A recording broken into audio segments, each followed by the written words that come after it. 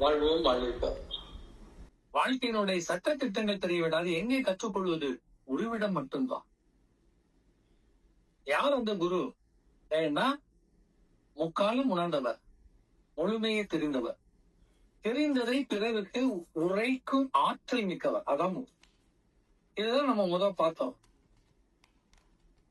நிறைய பேருக்கு தெரியும், ஆனா சொல்லிக் கொடுக்க தெரியாது. சொன்னல, கன்னியாகுமரி பஸ் ஸ்டாண்ட்ல ஒருவர் நிக்கிறாரு. அவர்கிட்ட அவன் கேக்குறான், சார் இந்த பஸ் எங்க போகும்ட்டு. அவர் அப்படி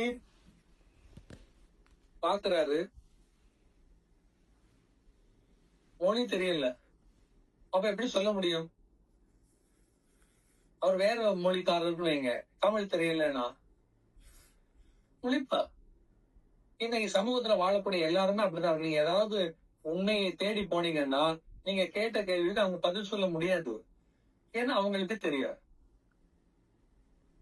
அதை மீறி செலவுங்க. எனக்கு அனுபவம் இருக்குது, நான் எவ்வளவு வருஷம் வாழ்ந்திருக்கிறேன், எவ்வளவு கஷ்ட நஷ்டம் பட்டிருக்கேன். கரெக்ட்.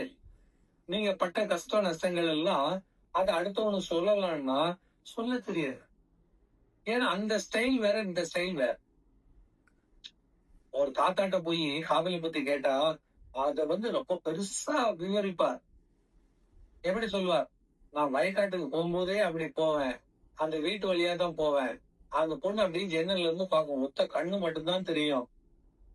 அந்த ஜன்னல் அப்படி பார்த்தோன்னா டப்புன்னு நான் போனோடனே ஜன்னல மூடிடும். முதல் நாள் நான் நினைச்சேன் என்ன பார்க்க அவளுக்கு பிடிக்கலன்ட்டு. அப்புறம் கொஞ்சம் தொலை போயிட்டு திரும்பி பார்த்தா இப்ப ஜன்னல் திறக்கும். சரி விட்டுட்டேன். அடுத்த நாளும் போகும்போது பார்த்தா அப்ப அவளுக்கு பிடிக்கலன்னா மூடி வச்சுட்டுலாம் இருக்கணும். இன்னைக்கு நான் போகும்போது கரெக்டா திறந்து வச்சுட்டு இருக்குது, அந்த ஒத்த கண்ணு தெரியுது. என்ன பார்த்த உடனே மூடிடுச்சு. இப்படியே கொஞ்ச நாள் போச்சு தம்பி. இவனை கேட்க முடியுமா? இன்னைக்கு காலேஜ்ல படிக்கிற பையன் உட்காந்து இதை கேட்பானா? 90 கிட்ஸ் எல்லாம் இது ஏறுமா? இப்ப 20 மேல் போயிடுச்சுது இல்லையா? இந்த கிட்ஸ் இதை கேட்குமா? யோ, இங்க ஜன்னலே கிடையாதுயா, எல்லாத்தையும் விண்டோ இருக்குது, கம்ப்யூட்டர்ல இருக்குது. அப்படி நினைச்ச உடனே செல்ல தட்டுனா செல்லே வர நேருக்கு நேர் நாங்க பேசுறோம். இங்க என்ன ஜன்னல பாத்துட்டு போய். அப்ப அந்த கதை இன்னைக்கு ஓடாது இல்லையா? இன்னைக்கு பார்த்தோமா பிடிச்சமா தூக்கிட்டு ஓடணுமான்னு விட்டுட்டு பார்த்துட்டு எத்தனை வருஷம் பாத்தீங்க?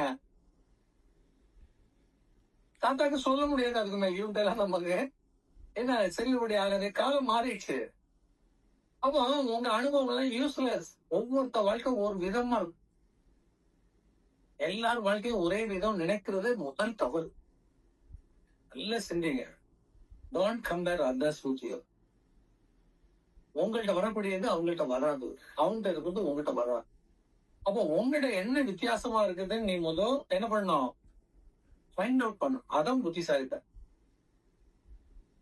ஒவ்வொரு ஆளுக்கும் வேற வேற. உங்களுடைய தப்பா கூட வரட்டுமே, தப்பா கூட வரட்டும். அந்த தப்பை நீ நல்ல சிந்தி. ஏன் இந்த தப்பு இந்த தப்பை எப்படி செய்யலாம்?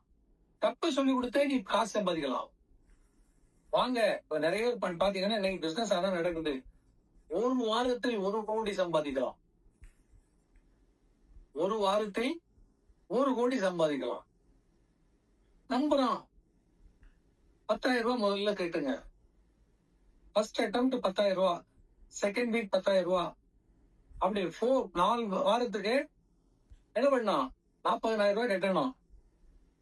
4 நாள். 5வது நாள் வரும்போது நீங்க என்ன கொண்டு வரணும்? பை மட்டும் எடுத்துட்டு வாங்க, 1 கோடி ரூபாய் தந்துருவான். யோசிக்கலாம். டேய், 4 நாள் தான் 40,000 ரூபாய் கேட்கிறாரு, அடுத்த நாள் பை கொண்டு வர சொல்றாரு. அப்ப பணம் தரலன்னா பை கொண்டு வர சொல்லுவாரா? பணம் தரதுனால தானே. பணம் தரேன்னு கூட அவர் சொல்லல. என்ன சொல்றாரு? You bring your suitcase, empty suitcase, you can carry it. ஓகேவா? சம்பாதிக்கலாம், கெட்டி சேரலாம். ஒவ்வொரு நாளும் போகும்போது கிளாஸுக்கு 10,000 கொடுத்தான். 4 வாரம் 4 நாளும் கொடுத்தான். 5வது நாள் எல்லாம் சூட்கேஸை தூக்கிட்டு வந்திருக்காங்க. இவன் வந்தாச்சு. ஆர்வத்தோட இருக்கணும். இவனுக்கு என்ன ஆர்வம்னா 1 கோடி ரூபாய் நமக்கு தரேன்னு சொன்னாரு. திரும்பி பார்த்தா 20 பேர் இருக்காங்க. அப்ப 20 பேருக்கு 20 கோடி ரூபாய். 20 பேர் இவ்வளவு நாளும் ஒரு ஆள் 40,000 ரூபாய் வச்சு 20 பேர் எவ்வளவு கொடுத்துருப்பான்? என்ன பிசினஸ் இது? இவன் நினைச்சிட்டு இருக்கான். வந்தான். வாங்க எல்லாரும் சூட்கேஸ கொண்டு வாங்க, அந்த ரூமுக்குள்ள வாங்கன்னா. இது ஹால். அவன் சூட்கேஸ தூக்கிட்டு எங்க போனோம்? சைட்ல இருக்க ரூமுக்கு போனோம். இப்ப அவர் என்ன பண்ண, டேபிள்ல ஒரு பெரிய புக் வச்சிருந்தான். பணம் சம்பாதிப்பது எப்படின்ட்டு. எப்படி? இவன் என்ன பண்ணிட்டாரு, உள்ள போன உடனே இந்த புக்கை தூக்கி கொடுத்து, இதுல எல்லாம் டீட்டெயிலா இருக்கு. 1 கோடி ரூபாய் நீ ஈஸியா சம்பாதிக்கலாம். உள்ள வச்சு கொண்டு போ. ஏன்னா இந்த புக்க அவனுக்கு காரை நிறைய கொடுத்துட்டான். நான் சொன்ன மாதிரி பெட்டி கொண்டு வா, எடுத்துட்டு போலான்னு. பெட்டி கொண்டு வா, புக் எடுத்து இவன் முடிச்சான். இப்ப அவர் கேட்டார், முட்டா பையில உழைக்காம சம்பாதிக்க முடியுமாடா? இவ்வளவு வருஷம் நீ வாழ்ந்துருக்கிறியே, உழைக்காம சம்பாதிக்க முடியுமா? முதல்ல படி. இப்பவும் நான் சொல்ல, உனக்கு 1 கோடி ரூபாய் சம்பாதிக்கலாம். இதை நல்ல படி, பக்காவா படி, கண்டிப்பா வரும். நீ என்ன ஏமாத்திட்டேன்னா பக்கத்துல வந்து 6 வேலை வச்சுக்கிட்டு வாயை தோதனை இங்கேயே வெட்டிடுவோம். நீ என்ன பண்ற, பின்பக்கத்து கதவு இருக்குது, திறந்து அப்படியே போயிட்டு இந்த பக்கமே வரக்கூடாது. வேலையில 4 தடியங்க நிக்கிறாங்க, திரும்பி இங்க வேணா வர விடாம அப்படியே அனுப்பிட்டான். இப்ப இங்க போனவங்க எல்லாம் உட்கார்ந்துட்டு இருக்காங்க. இவன் போனவன் திரும்பி வரல.